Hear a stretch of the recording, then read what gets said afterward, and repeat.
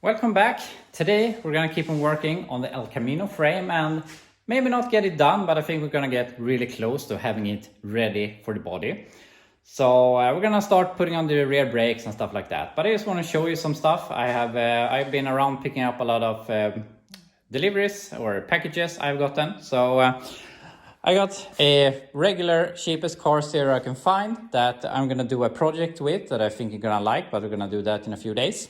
I got my diesel compression tester that I bought. This is a cheap one. It cost $50. I bought this to test compression on my 6.5 diesel we had last week, or was it 2 weeks ago, but I didn't get it in time before I sold it. But we have one. Maybe we want to check the compression of my Mitsubishi engine or something like that in the future. But I have one now at least.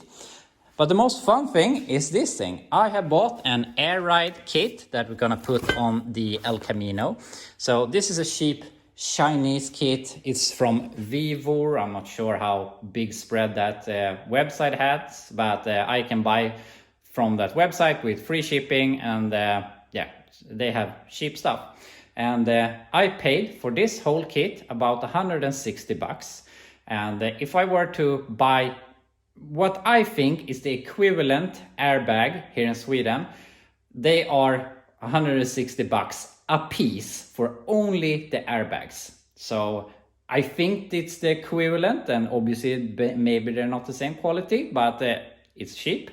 And also for 160 I got a pair plus a lot of brackets, all the hoses, all the fittings and stuff like that.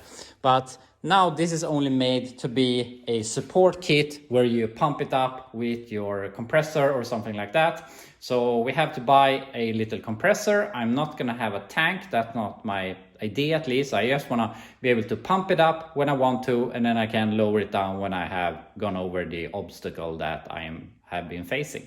So we have to buy some more stuff for this, but I really believe that with another $100 I can buy the last things that I need. So if I were to buy 2 airbags in Sweden and the maneuver kit that the same place sells, I would have to pay around $700, and I think that we will be able to do this for below half of that. So yeah, I like to do stuff on the cheap, but we'll get to that. That's not our main issue or goal here.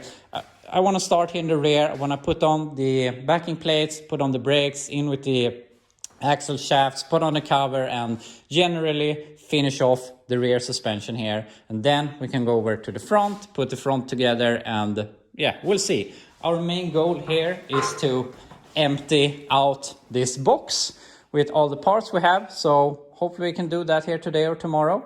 So yeah, we're just gonna start working.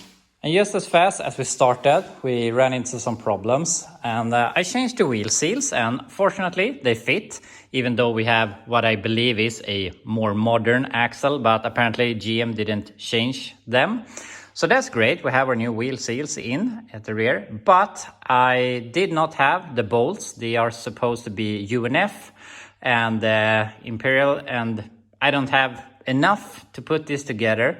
And I could change to metric or something, but I really want the proper ones. And I have taken apart several of these, and there's always been UNF, so, or fine thread. So I mean, this is basically everything holding the brakes, and if you have 2 weak bolts, it's gonna, when you make a quick stop, maybe they break the bolts and this starts spinning, which obviously isn't good. So I want the proper bolts, and I mean, we could take a break here and do something else, but I want to get this together. And we get hung up now because I need to get those on to get the axle shafts to put on the brakes and everything. So those really need to go on now.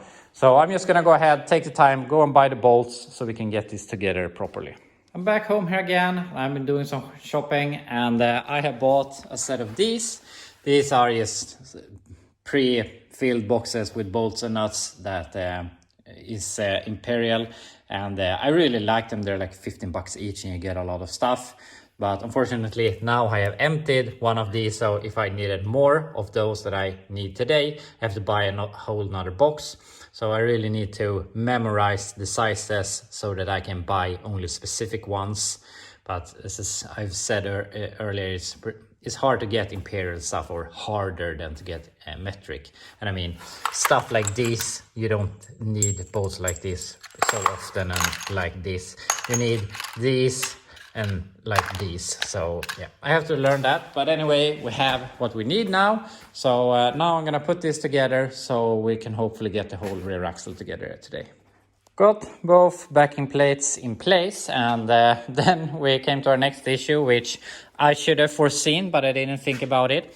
And that is that this hole has been rusting away and becoming larger than it's supposed to be. So it's supposed to be this big, so this thing doesn't lock. And I could do a bunch of stuff, take a hose clamp or something, which it was before. But I'm gonna go ahead, take one of these washers, put them here on the inside and or the outside, I mean, and weld against them. And then we will have a good surface for these to lock onto. So I'm gonna do that so we can continue getting this in place properly after that. And here I fixed the hole, welded the washer. So I'm gonna paint this so it's as rust protected as everything else. And while that dries, we can prepare some other stuff, because I wanna paint this, that, and also this lever, because I don't have those new. I have all the springs new. So yeah, while that dries, we can focus on this, and then hopefully this will be dry enough to start putting in the parking brake wire, and then eventually we can get everything together. So yeah, paint this and then look at those.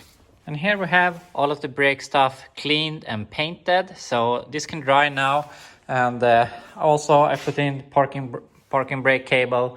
So now we basically can start putting this together. And I was missing some of this stuff, but fortunately I save all of the stuff I get over. So yeah, I had what I needed. So that's really great. We don't have to wait for parts.